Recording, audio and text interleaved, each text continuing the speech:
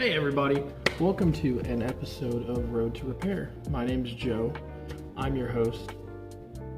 Thought I'd come in here and we'd talk about what it takes to start working on your own stuff and how all of that is going to end up working. A lot of times people don't know how to get started and to get into working on their own stuff and how to learn how to do these things. What all you need to do in order to be able to start working on your own stuff is start turning your own wrenches. Get my handy dandy notes here out of the way and let's get started. So, if you're interested in becoming a mechanic, that's a really good choice. Mechanics play a crucial role in keeping vehicles running and in the economy, so that way we can guarantee the safety on the roads. But how do you become one? So that's a question I get all too often as to how do I become one? And there's a couple of different avenues that you can take. One, if you're young, there's the military. They'll teach you can go in, get an MOS as an all-wheel vehicle mechanic, and you can learn almost everything you will need for vehicle maintenance through that. At least give you a good baseline, and then you'll learn more when you get to your unit. Option two, there's college, there's vocational schools. You can go to, MIT. There's a couple of different other ones. There are a myriad of different colleges. Even your local community colleges, those have good programs that will get you in and help you to learn what it takes to become a good technician. At least give you that baseline. Then you have path number three, which is the path that I took. You know somebody or have someone in your family where that's what they do. They work on stuff, they fix things, they've been in that trade pretty much their entire life, like my dad was. I've had a wrench in my hand since I was 3 years old. Practically, give or take, that's about when I got my first wrench, I'm assuming. And I've had a wrench in my hand ever since then. If you grew up like me, you grew up really poor, so it's one of those things. If you wanted your vehicle to stay working, well, you learned how to fix it, which is why we're all here, figure out how to learn to get into it. With that one, even with all of these, you're just gonna need experience. There are all kinds of different ways during your education and while you're learning and while you're getting your hands in stuff, you can get into places, start calling around, find places that have internships or apprenticeships or things like that. Start working on your own stuff. Start simple.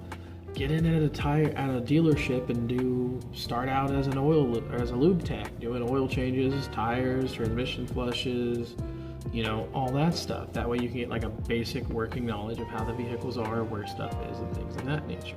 And then over time, you just build and build and build and build until you've finally gotten everything that you need in order to be able to have a good functioning knowledge. And these experiences will help you be able to build your diagnostic portfolio, so that way you will be exposed to all these different things and be able to start diagnosing vehicles and working on them and doing them yourselves. And as you go to these places, you'll learn more, you'll get more resources, you'll get access to different things, and that'll really help to drive everything home. The third one is you want to get as many certifications as you can. And this is why I'm real partial to, say, like the dealership world, or going to MIT instead of doing things the way that I did, because ASE requires 2 years of background in a shop in order to be able to take your ASEs. A 2-year associate's college degree, last I knew, counts as 1 year. Then you only have to have one more year in your shop, and then you can test out. I've also heard of some rare cases where people have tested out on their ASEs and have them done when they get out of college, if they're interning at a shop. Don't know. But then you also have, like dealers, like you've got Chevy, Ford, Dodge, Chrysler, all of them.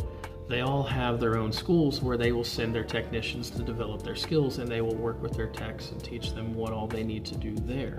The dealer certifications, which almost, in my opinion, carry a higher merit than the ASEs do. But again, that all comes down to preference. I mean, I've had some Ford Master techs that have come in behind me that they just weren't as good as some of the other guys I'd seen that had been doing it for 30 years.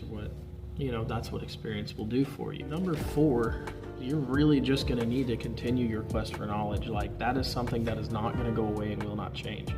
The automotive industry is always changing. It never stops. There's always a new TSB. There's always a new this, always a new that. Some new engine comes out and it has this nuance and that nuance. 3.6 Pentastar motors, they're really bad about those oil coolers. They start leaking, makes your life live in hell. 5.4 Tritons, everybody knows about the spark plug issues with those. They suck. Nobody wants to work on them. I don't like working on them, but job comes in the door, guess who does it? Fix what needs to be fixed. And number 5, and this is, in my personal opinion, the most important one, and this is building relationships and networking with people.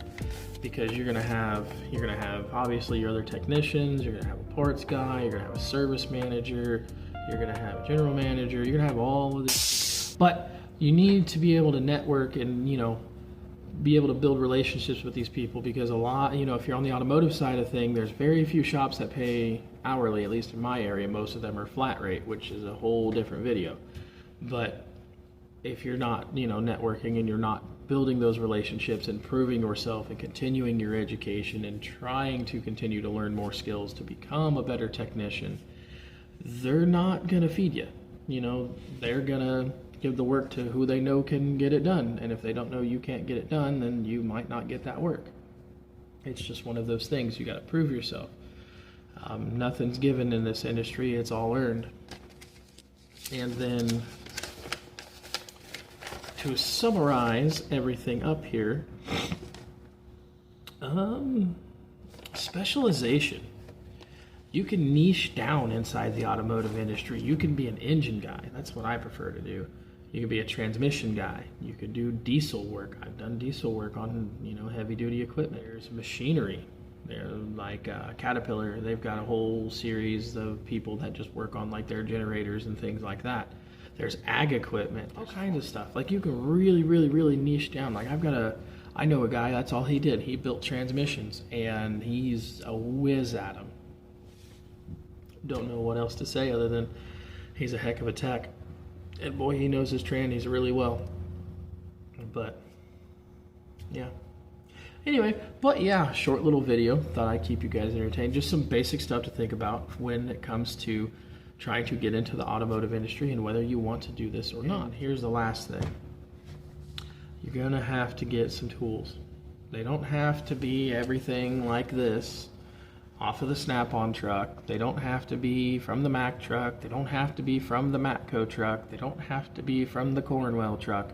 They can just be your tools. Now, will they hold up as long? Hard to say. But starting out, just get you one of those kits. Get some sockets, get some ratchets, get some screwdrivers. Just get you like a basic toolbox and get you some stuff. I think the Humble Mechanic has a really good video talking about what tools to get to start out as a technician. Sorry, I got people talking, caught me off guard.